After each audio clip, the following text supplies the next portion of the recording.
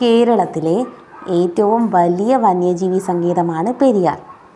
കേരളത്തിൻ്റെ ആദ്യ വന്യജീവി സങ്കേതവും കേരളത്തിലെ ആദ്യ കടുവാ വന്യജീവി സങ്കേതവും ഇന്ത്യയിലെ തന്നെ 10ാമത്തെ കടുവാ സങ്കേതവുമാണ് പെരിയാർ ടൈഗർ റിസർവ്.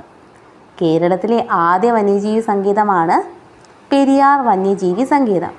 കേരളത്തിലെ ആദ്യ കടുവാ വന്യജീവി സങ്കേതവും പെരിയാർ വന്യജീവി സങ്കേതം തന്നെയാണ്. ഇന്ത്യയിലെ 10ാമത്തെ കടുവാ സങ്കേതവും പെരിയാറാണ്. യുനെസ്കോ വേൾഡ് ഹെറിറ്റേജ് സൈറ്റായ പശ്ചിമഘട്ടത്തിൻ്റെ ഭാഗമാണ് പെരിയാർ വന്യജീവി സങ്കേതം. യുനെസ്കോയുടെ വേൾഡ് ഹെറിറ്റേജ് സൈറ്റായ പശ്ചിമഘട്ടത്തിൻ്റെ ഭാഗമാണ് പെരിയാർ വന്യജീവി സങ്കേതം. പെരിയാർ വന്യജീവി സങ്കേതം തുടക്കത്തിൽ അറിയപ്പെട്ടിരുന്നത് നെല്ലിക്കാംപൊട്ടി ഗെയിം സാങ്ച്വറി. പെരിയാർ വന്യജീവി സങ്കേതം തുടക്കത്തിൽ അറിയപ്പെട്ടിരുന്നത് Nellikampotty game sanctuary. 1934 Nellikampotty game sanctuary സ്ഥാപിക്കപ്പെടുമ്പോൾ തിരുവിതാംകൂർ രാജാവായിരുന്നു ശ്രീ ചിത്തിര തിരുനാൾ ബാലരാമവർമ്മ. 1934 നെല്ലിക്കാംപൊട്ടി ഗെയിം സാങ്ച്വറി സ്ഥാപിച്ചപ്പോൾ തിരുവിതാംകൂർ രാജാവായിരുന്നു ശ്രീ ചിത്തിര തിരുനാൾ ബാലരാമവർമ്മ. നെല്ലിക്കാംപൊട്ടി ഗെയിം സാങ്ച്വറിയുടെ ആദ്യ വാർഡൻ SCH റോബിൻസൺ. പെരിയാർ വന്യജീവി സങ്കേതത്തിൻ്റെ മറ്റൊരു പേര് തേക്കടി വന്യജീവി സങ്കേതം.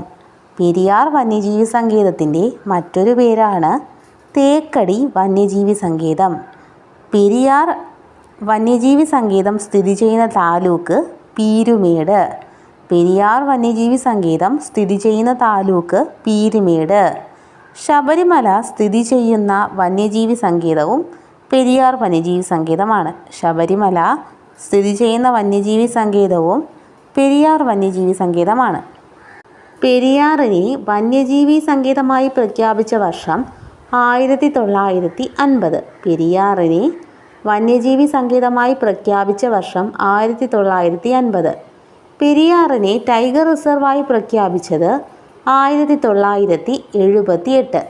പെരിയാറിനെ ടൈഗർ റിസർവായി പ്രഖ്യാപിച്ചത് 1978. പെരിയാർ വന്യജീവി സങ്കേതത്തിൻ്റെ കോർ പ്രദേശങ്ങൾ ദേശീയ ഉദ്യാനമായി പ്രഖ്യാപിച്ച വർഷം 1982. പെരിയാർ വന്യജീവി സങ്കേതം പ്രോജക്റ്റ് എലിഫൻറ്റിന് കീഴിലായ വർഷം 1992.